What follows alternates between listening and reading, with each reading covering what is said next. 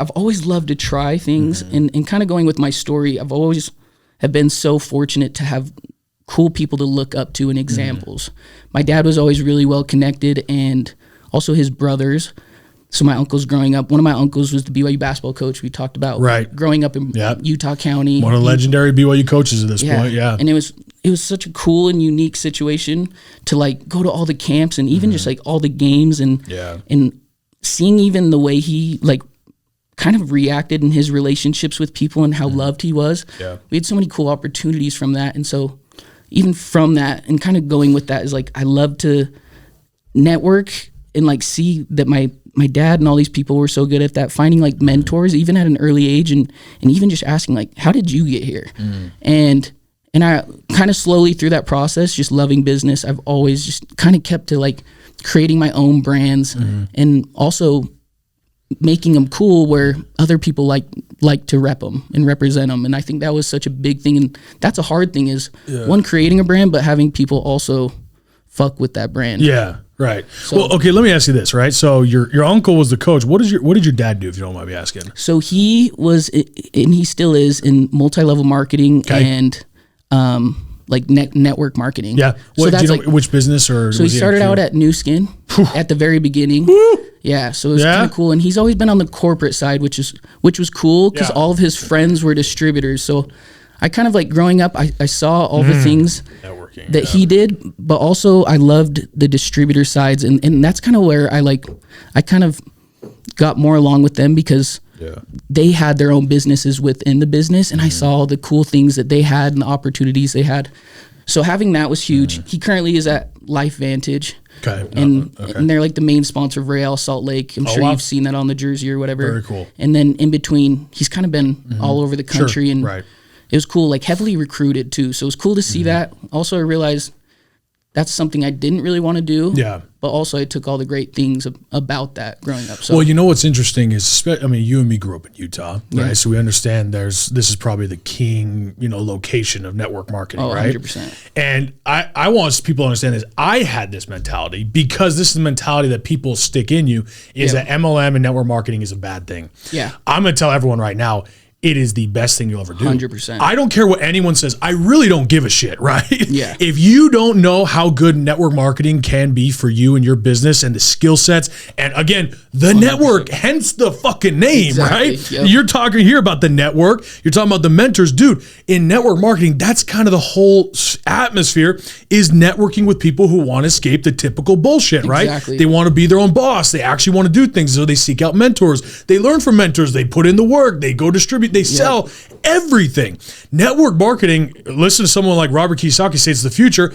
It is the future. 100%. Right? Just because you don't put the label on network marketing doesn't mean, something I just want to let everyone know, and I want to kind of tell you this, my thought. I think door-to-door is network marketing. 100%. If you look at the setup of door-to-door, no one calls it that, but the way sales teams are structured, it is network marketing. They honestly just made it look better. Yeah, they just have you go knock doors and sweat your balls off. Yeah, right? Exactly. 100%. And I've done that. I have too, right? We've all done it, but you know what? It's probably one of the best things I've ever done. Yeah, even though it sucks. Yeah, So and anyway, you learn you don't want to do it forever.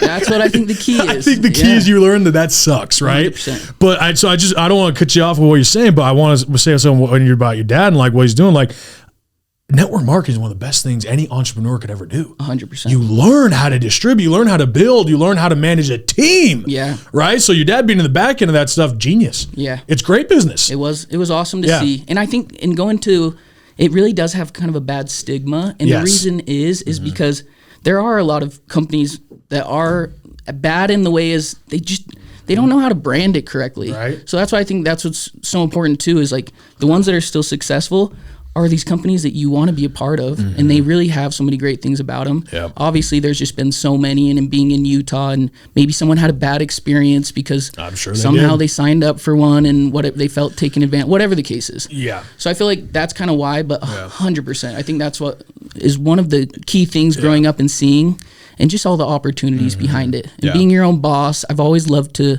rely on myself. Yeah.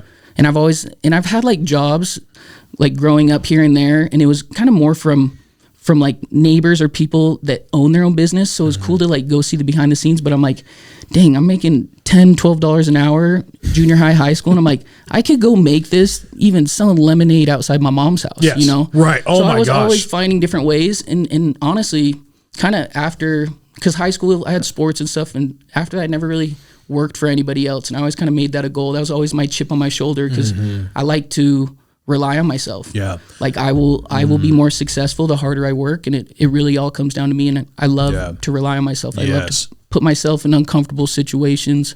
So dude, what you just said right there is, I think, is the movement of our generation, right? Because we're both in our 20s, right? And they call it the gig economy, right? I'm sure people have heard that phrase before. They call it the gig economy, where everyone's got their gig. Yep. Everyone's got a side gig, or this gig economy where everyone has found a way to make some money outside of their regular job. And what this actually is creating is a huge problem in the workspace, where they can't get people to come back to fucking work, right? And here's why.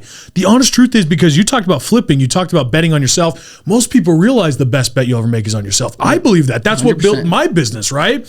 Is I would rather bet on me than bet on somebody else. That's why I actually love network marketing, because at the end of the day, it actually is on you. Comes down to you. And everyone who shits on network marketing probably, like you said, had a bad experience. And if you had a bad experience, dude, it's on you and nobody else, man. If you go out produce, it's your fault, or it's your gain, right? Yep. So coming back to the gig economy, what you're talking about, dude, you're embodying this entrepreneur spirit, because the flipping the gig economy, it's because you realize, instead of working for $12 an hour, I could flip a shirt and make $20. Yeah. And now I'm just doing it from home, or I'm doing it for something I actually like, as opposed to just, smiling and dialing, or at whatever fucking company, or flipping burgers. People realize you could sell shit. You could do it on eBay, Facebook Marketplace, Amazon, whatever it is, and make money that way. 100%. That's where there's no excuse now. No. There's so many ways to make money. And I think that's what's always been cool is just trying new things. Honestly, I think COVID did open up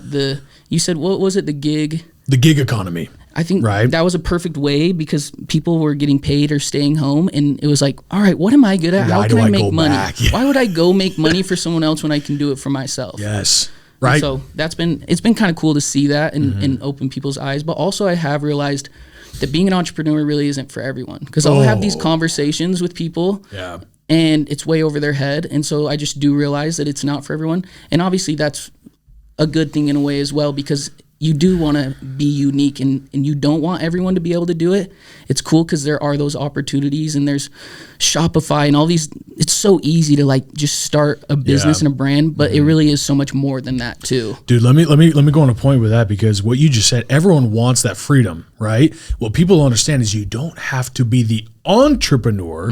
You can be an intrapreneur. Okay, yeah. Intrapreneur, right? You can still make money, being your own boss. But again, I'm coming back to network marketing, or really 100%. A lot of other businesses. You can be an intrapreneur. The difference between being an entrepreneur and an intrapreneur is entrepreneurs carry all the risk. Yep. And this is what people don't get, which I think we discussed. You realize is it's so much more than selling something. What people don't realize is once you get on a big level and you actually want to take it to the next level, other than just making a couple grand a month extra on the side, you actually want to make it a legitimate business. Guess what? The second you do that, you take on all the risk. Yep. All liability, all potential lawsuits that can come your way, right? All, like we're talking about branding, we're talking about copyright issues, trademarking issues, right? Sometimes you have no idea, where the fuck did that come from, 100%. Like, dude, when you get into business as an entrepreneur and you realize the risk, if someone slips and falls in your fucking location, they could sue you. Oh, yeah. So good luck. That's the stuff you're talking about. There's so much more to it. 100%. And then just the sales side of it. So if people don't want that risk, they don't want to be an entrepreneur, not everyone should, because the risk you put on your shoulders is heavy, dude. Every day you're wondering, what's going to happen now? Like if you're a trucker, I talk to people in trucking companies, dude, if your truck goes off the road and kills somebody, you have no idea the kind of liability that's carried there, right? 100%. And so, sorry, what you're saying with the entrepreneur versus introvert, I get that, dude. And I think everyone here is starting to realize that, because you can start making money on the side. The second you want to be a big deal, go all in, make it a legitimate fucking business, or actually brand shit, well, you have no idea what it really is going to come in the back end. Yeah, the sales look cool. Guess what, motherfucker? Look at all what you don't see. Exactly. And you experience that, right? 100%. I mean, that's because you've been an entrepreneur, right? Yeah. Tell us about that. Here we go. At the the top of the class on a roll, and it's time to run it up, yeah, you know. Maxed out, put the